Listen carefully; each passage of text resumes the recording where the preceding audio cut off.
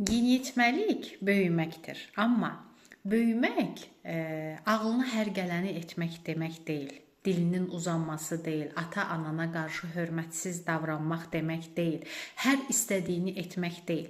Böyümək həm böyüyünə, həm kiçiyinə hörmətlə yanaşmaqdır. Həyatının məsuliyyətini artıq götürməyi bacarmaqdır.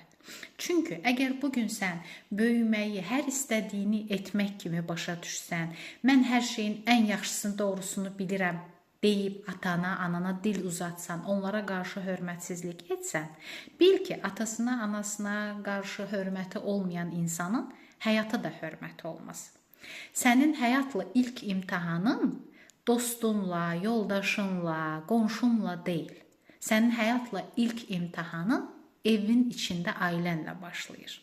Və sən əgər ailənlə imtahanında sinifdə qalırsansa, sən həyatda da imtahanda sinifdə qalacaqsan. Buna şübhən olmasın.